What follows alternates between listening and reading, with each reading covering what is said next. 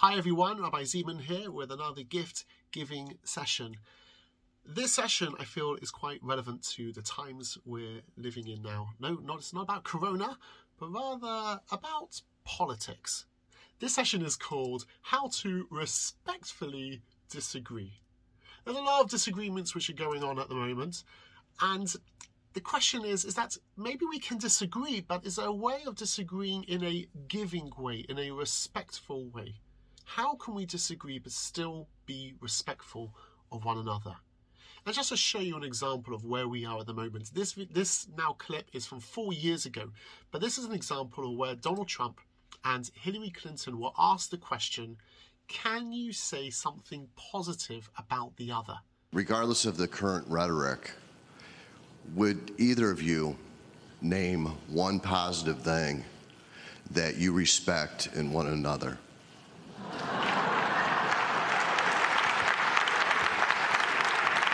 Mr. Trump, would you like to go first? Well, I certainly will, because I think that's a very fair and important question. Look, I respect his children. His children are incredibly able.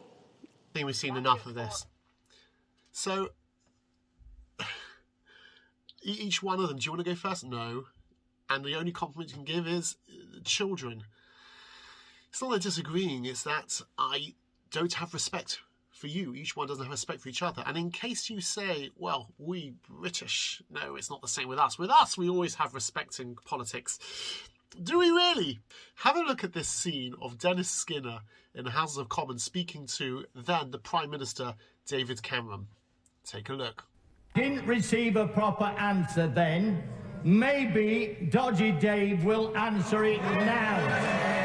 And by the way, I invite the honourable gentleman to withdraw that adjective that he used a moment ago. He's perfectly capable of asking his question without using that word. Withdraw! Yeah, I know what you're saying. Very simple. Withdraw! This man has done more to divide this nation than anybody else. He's looked after his own pocket.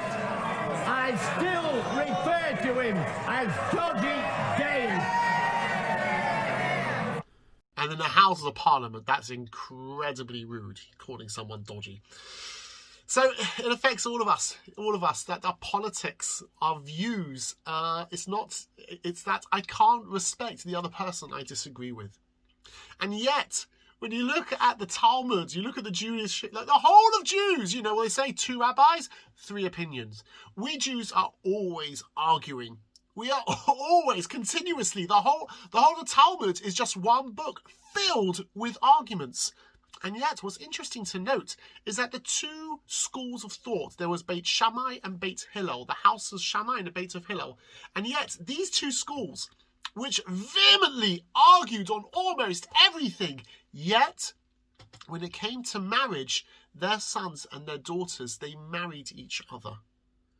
Yes, when it comes to the law, I disagree with you. I think that's not correct. I strongly think that's not correct. But yet, when it came to marriage, when it came to people, they had respect for each other. So the question that we're asking today is, how can I respect someone when they're wrong? How is that possible? So I've got 3 answers for this. We've got the lowest level, a higher level, and even a higher level if we can attain that. So here is level number 1. The person who I'm arguing with is wrong. They are absolutely, utterly, and totally wrong. But just because I disagree with their opinion, it doesn't mean that I actually disagree with the person. There is the person. The person's a great person. His opinions are a bit distorted, doesn't really know what he's talking about, but that's the opinion.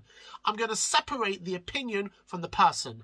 I don't like the opinion, but that doesn't mean I can't like the person. And we have a similar idea like this. There's a story from Rabbi Meir that there were people who were being horrible to him and they were really disturbing him, and he decided, I'm going to actually pray that these people should die.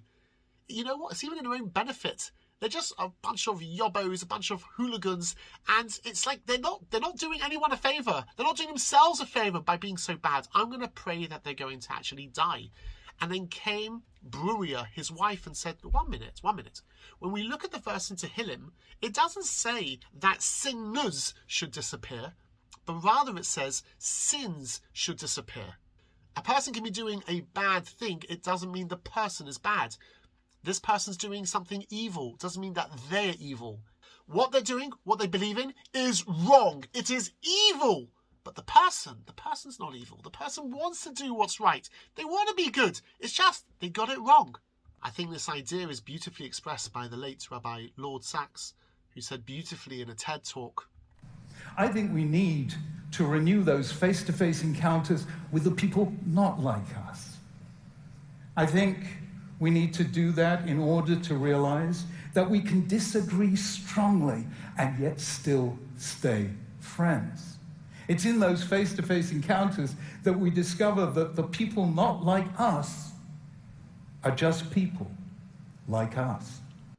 Beautiful. The people not like us are just people like us. We all want to do the right thing. No one comes out and says, I want to be evil today. No one does that. Everyone wants to do the right thing. Respect the person, not necessarily their opinions. You don't have to agree with their opinions. You don't have to agree with their views. You can say what they're doing is wrong. Their acts are wrong. But still, respect the person. Let's now move on to level 2. And level 2 is a higher level than stage 1. Stage 1 is they're wrong, but still respect them. Stage 2 is to realize, you know what? Maybe, sometimes actually they are right, but you know what? I have my opinion and they have their opinion. Not every single time where I disagree do I have to say that they're wrong. Sometimes they have their point of view, I have my point of view. They're both right. It's just not what I do. For example, when you look at this picture over here, is it a 6? Is it a 9? So from my point of view, I see it from a 6. They see it as a 9. It doesn't have to be that someone's wrong. And I saw a beautiful advert during the last American presidential election when it's got a candidate from Republican and Democrat in Utah. And just see how they disagree with each other. Each one says, you're right, I'm right. We've got 2 different ways of doing it. This is my way, and that's your way.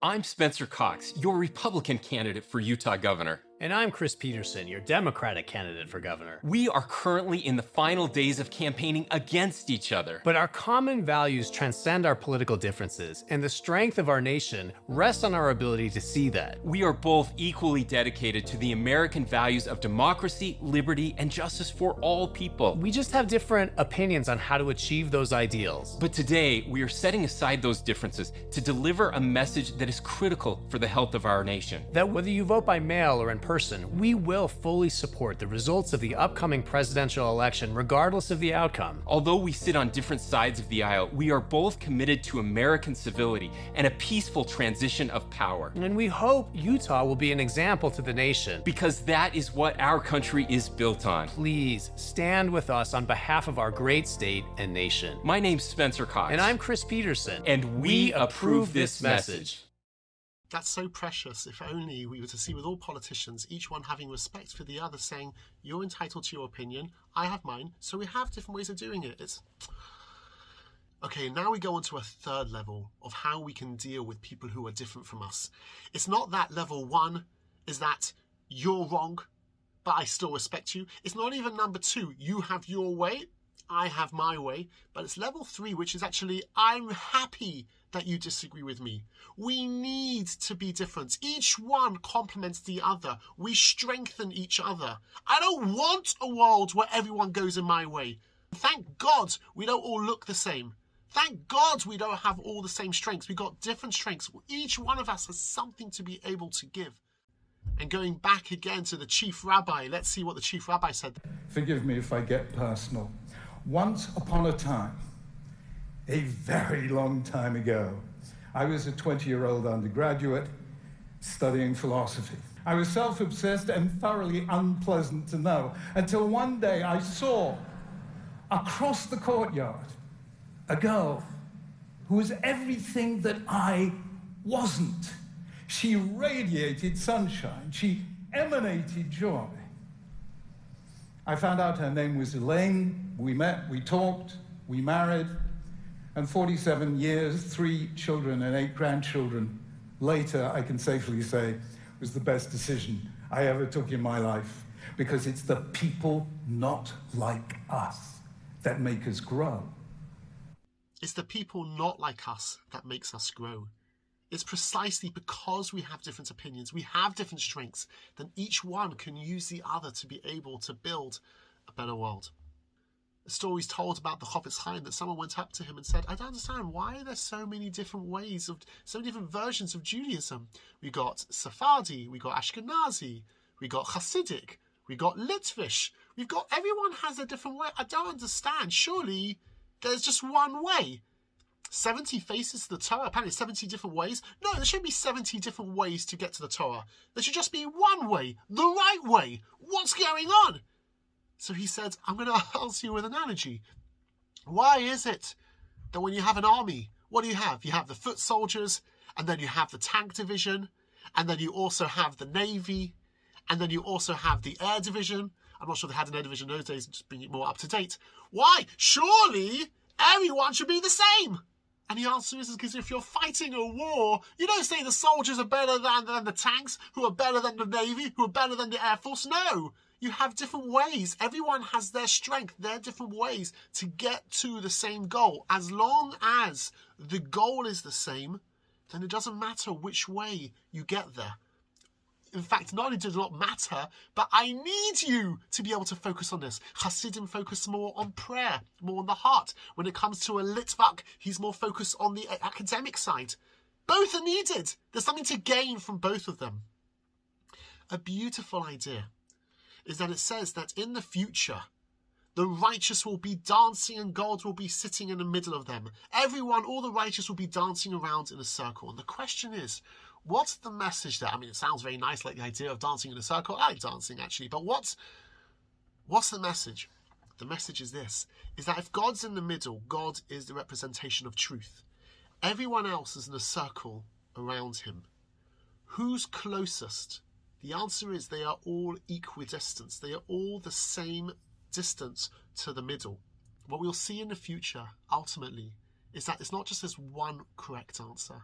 But if we're all trying to go to the same one goal, we are all equidistant. My way of doing it is just as equal and just as important and just as needed as someone else's. We are all needed to be able to reveal a different aspect of the truth. As always, be great, be a giver, and be respectful when you disagree. All the best.